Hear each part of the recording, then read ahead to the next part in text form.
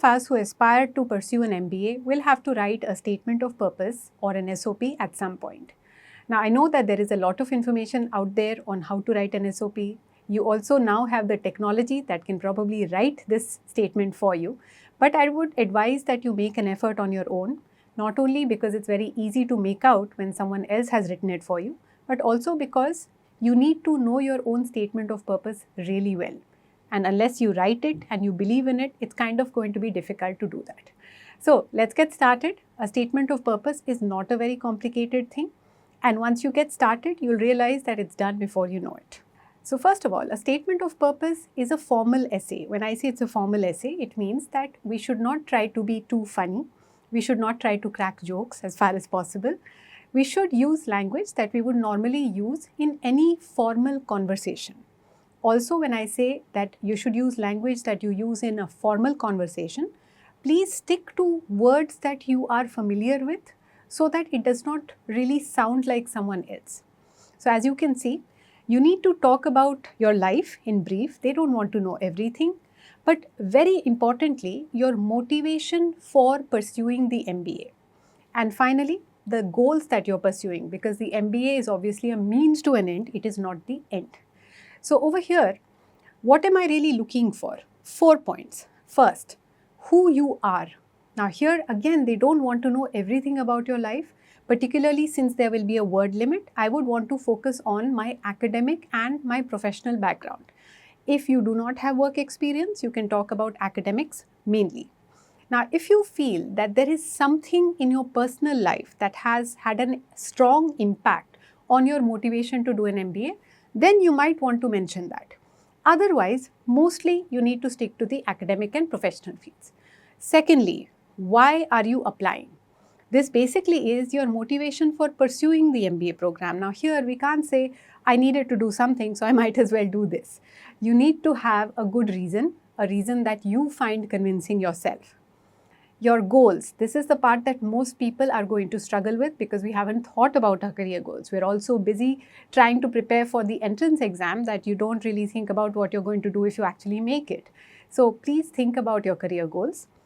Short term and long term. In case you're not very sure about the long term, that's fine, but at least the short term goals, right after MBA, what would you like to do? And finally, why this program? Now, this requires you to do some research on the institute and the program itself and what distinguishes that program from some of the others. Again, this will require some research, so let's not copy paste this bit. Let's go into the details. Now, you start the SOP with what we call an opening statement. Now, this can be anything. Some people would like to start with a quote. Some people like poetry. Some people like an anecdote. Now, you have to understand that the moment there is a word limit or a character limit, you have to stick to the point. So, you have to introduce yourself very briefly while focusing on the key motivation behind your MBA aspirations. So, how would I really say this? Something like this.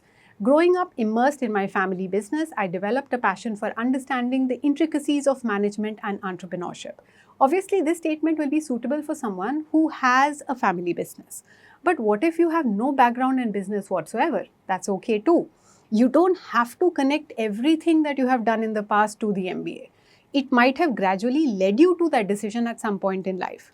So if you don't have a background in business, maybe something like this will work. My academic and professional journey has been in, and you mentioned whatever you've been doing so far, but I have long been fascinated by the transformative power of business and management. I know it sounds like a very strong statement, but when they ask you about the transformative power, you should also be able to talk about it. So please know your SOP. You need to be able to substantiate every sentence that you write with examples, which is another reason that you should write your SOP. I'm going to say this again and again during this video. Now let's move on to the next part. You do need to cover your academic and professional background. Of course, if you don't have a professional background, it will just be academics. So here I would want to highlight the key achievements. If you have some numbers, that would be great. But even if you don't have numbers, it's fine. Any relevant degrees relevant to the MBA program, but otherwise also you can mention what you have done so far and work experience, of course. Now here again, if there are accomplishments, you would want to mention it because that tells them that you are a good candidate. For example, as a finance graduate, I developed strong analytical skills, which I honed further in my 4 years at. And of course, if you have 4 years of experience, that would be great. But if you don't, you can just probably stop at the strong analytical skills. Again, keep in mind that when you mention these things, later on when they read your SOP during the interview, you might be asked to substantiate. So have a few examples in your head. Now here, there is obviously some achievement that can be quantified. For example, improved operational efficiency by 20%. If you do not have something like this, it's fine. Just try and think of anything that was exceptional, anything that was special that you did, any leadership position you held. As you can see, in case you don't have professional experience, no need to worry. During my undergraduate studies in commerce, for example, I graduated among the top 5% of the class, excelling in finance and economics courses. Why have I highlighted finance and economics? Because obviously this is relevant to the MBA program. Let's move on. Why MBA and why this program? Troublesome question for most of us because, as I said, we don't really think about what you want to do after the MBA. So you need to explain why you want to do MBA. The purpose of doing an MBA is not just to do the MBA. You also should not mention things like personality development because then you should probably go for a grooming program than an MBA. So this has to be related to your career aspirations. Highlight specific aspects of the program that you are applying for, faculty, curriculum, opportunities. Now here you may not want to mention specific faculty names, but you might want to mention how qualified in general the faculty are. Now, examples. Witnessing firsthand the challenges of scaling operations and adapting to market changes inspired me to pursue an MBA. So for example, if you are a candidate who had some sort of a business, maybe it was a small business or maybe it was a family business, at some point you might have realized that the scope for that business is a little limited and you might have wanted to scale it up. It's possible that it worked, it's possible it didn't work, but that itself can be a reason for pursuing an MBA program, which is what we have highlighted here. What if you don't have a background in business? Well, then it can be something like this.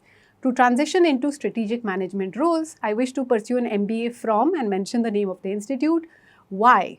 For its focus on global markets and leadership development. Now, this part, of course, cannot be copy-pasted. You need to focus on the institute you're applying to, and please ensure that you pick up something from there. Every institute does have some sort of a USP. You need to know what it is, and that is what you need to use in your SOP as well. We're almost heading towards the end. Future goals. As I said, it has to be related to your career. Now, normally, we are not very clued into our long-term goals. In case you're not very clued into that, it's okay. You just need to ensure that your goals are realistic. They should be achievable. So you cannot say that my goal is to rule the world, for example. It might be, but it's a little difficult. Aligned with what the program has to offer. So for example, take a look at the placement records. If you want to go into consulting, but there have not been too many consulting placements, you may not want to mention that as a career aspiration. So I could say, post MBA, I aim to work as a management consultant, eventually leading transformative projects that drive sustainable growth globally. Again, please check whether this would be true of the program that you are applying to. Now let's break it down into short-term and long-term goals. Again, you may not have space to do this in all the SOPs, but in case there is space, you definitely need to think about this. Now let's talk about future goals in a little bit more detail. They can be broken down into short-term goals, which usually is 1 to 2 years after the MBA, and of course long-term goals, which will be somewhere between 2 to 5 years. Some people would also believe that short-term is up to 5 years and long-term is 5 to 10 years. So you can use whatever classification you want. Now here, a short-term goal should include what kind of role or industry or function you would like to work in. This is something that you do need to give some thought to. You don't have to be absolutely sure. You can also leave it slightly open-ended, saying you'd like to work for this industry and this industry. That's also fine. But you need to be able to narrow it down. Now, what kind of a short-term goal statement might I have? For example, I aim to transition into a role as a business consultant at a leading firm where I can leverage strategic frameworks and leadership skills gained during the MBA. Now, as you can see, there is a lot of management jargon thrown in here. This I would not necessarily recommend for everyone to use, but this is an all-purpose statement. So, please do not copy these words exactly, but this is just to give you an idea of what is required here. So, short-term goals is something you need to think about. Now, let's talk about long-term goals. Long-term goals are somewhere between 5 to 10 years. Now, in the past, we used to say long-term goals probably will be after 10 years, but now the time horizons are getting shorter and shorter. So, 5 to 10 years is what we are thinking of. Here, you need to talk about your vision for your career. You need to talk about the impact you would like to have on the organization or the impact that you would like to have on society. So how do I phrase this without sounding very, very grand? For example, I aim to ascend or rise to a senior leadership position at a multinational corporation. This is fairly realistic and this is possibly something that will happen. In this role, I'd like to drive transformative strategies that foster innovation and expand the company's global footprint. Again, since you're working with an MNC, this is very likely. So this is not something that is far-fetched. This is something that you will probably be able to do, and therefore it sounds pretty real as well.